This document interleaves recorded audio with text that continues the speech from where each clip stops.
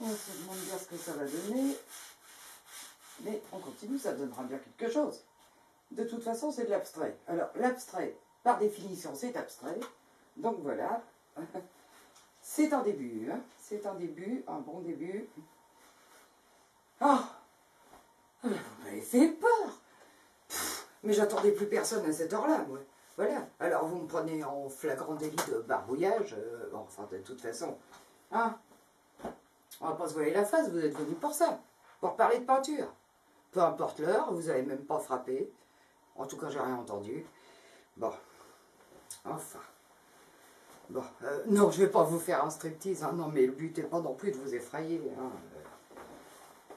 Non, mais je veux être un petit peu présentable parce que, voilà. Alors, ah bah déjà, je veux tordre le cou à une idée reçue qui m'agace, mais alors vraiment prodigieusement. On dit que les peintres s'en foutent partout quand ils peignent, je parle de peinture.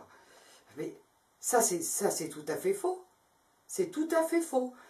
Les peintres sont des gens soigneux, qui ont le souci du détail, de l'esthétique, qui aiment avoir une belle présentation, qui aiment montrer un bel aspect extérieur.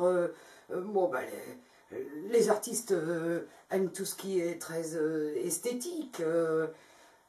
Enfin voilà, on va pas en faire un plat non plus. Bon, oui, bon, bah ça peut arriver, hein, ça peut arriver, mais c'est rare quand même. Hein.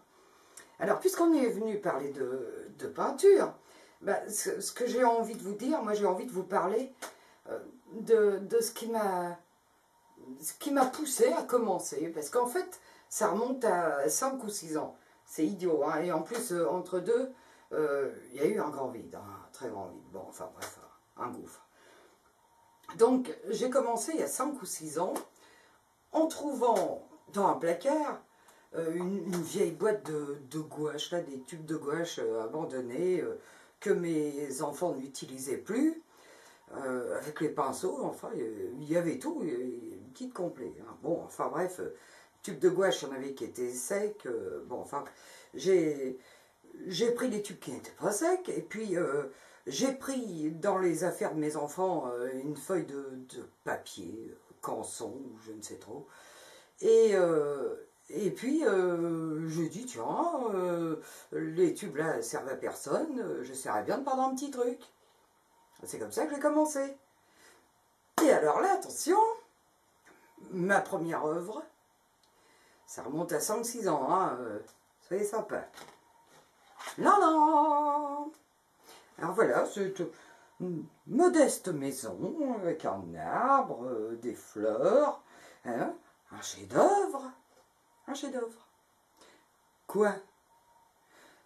Oui, je sais. Bon, je sais ce que vous êtes en train de vous dire, parce que là, vous avez des enfants, vous avez des petits-enfants, et puis vous vous dites que des peintures, des chefs-d'œuvre de ce style, vous en avez reçu pour la fête des mères, pour la fête des pères, pour la fête des grands-mères, des grands-pères.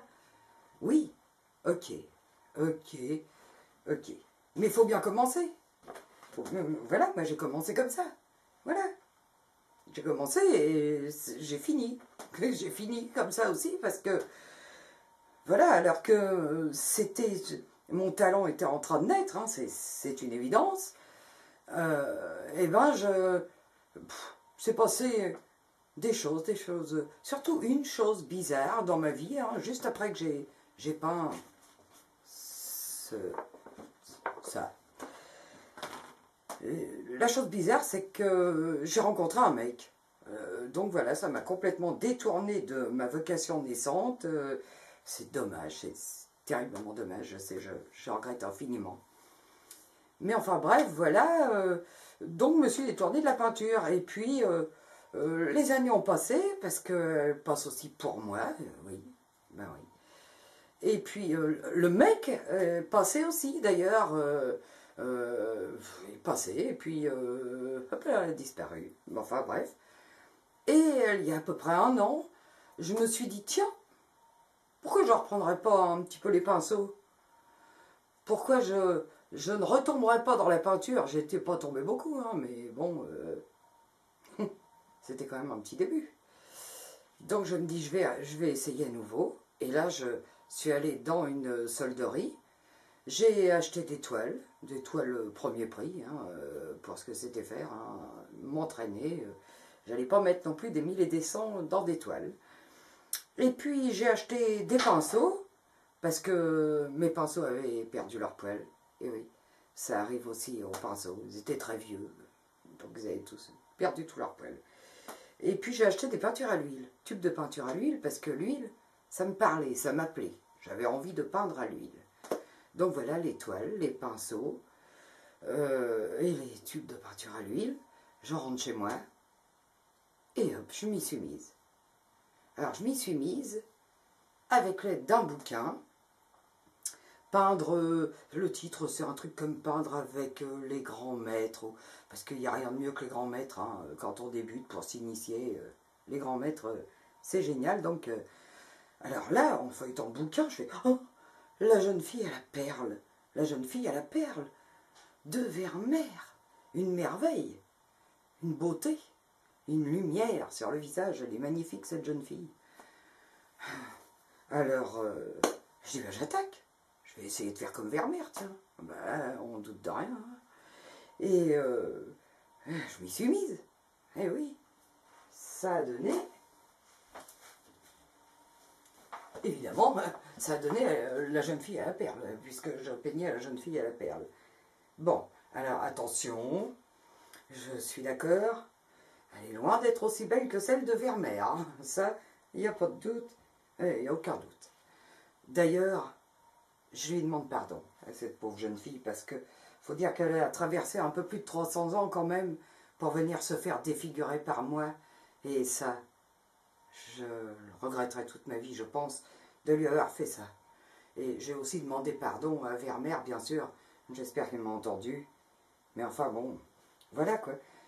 Mais en tout cas, eh ben, c'est cette jeune fille à la perle que je remercie aujourd'hui, parce que m'a permis de la défigurer. Mes chats ont collé des poils sur la peinture. J'espère qu'elle n'est pas allergique, parce que il faudra qu'elle me pardonne ça aussi. Mais en tout cas, c'est grâce à elle qu'après j'ai persévéré, j'ai continué. Les toiles que vous voyez sur ma galerie, où vous vous trouvez actuellement, et celles qui sont là au mur, qui sont exactement les mêmes d'ailleurs que dans ma galerie, et ben c'est elle qui a été le déclencheur. Et maintenant, eh ben, à vous de me dire si j'ai évolué depuis la jeune fille à la perle, à vous de me dire ce que vous pensez de ce que je fais, parce que les artistes sont un peu comme ça, ils ont quand même besoin qu'on leur dise. Que ce soit bon ou mauvais, hein, tant pis. Hein. Alors, prenez le clavier qui est devant vous, et avec vos petits doigts, mettez-moi un petit message sur mon petit livre d'heures, parce que j'adore qu'on m'écrive des messages. Et puis si vous voulez voir mes toiles en vrai, ben, ce que vous pouvez faire, c'est venir à Manneville-la-Goupil. C'est dans le 76-110, hein, c'est un tout petit village, mais il y a quand même une mairie. Et c'est à la mairie que je vais exposer du 19 au 27 mars. Il ne faut pas oublier que le 20 mars, c'est le printemps. Ah ça donne envie de sortir. Ah ouais, ça donne envie de sortir. Et puis, bah, peut-être que je serai là, peut-être que vous me verrez. C'est important aussi, ça. Bon, moins, mais quand même. Voilà. Alors, bonne visite sur ma galerie. Et puis peut-être à bientôt, en mars, hein, du 19 au 27, à la mairie de Manneville-la-Goupil, dans le 76-110. En attendant, passez une bonne soirée. À bientôt.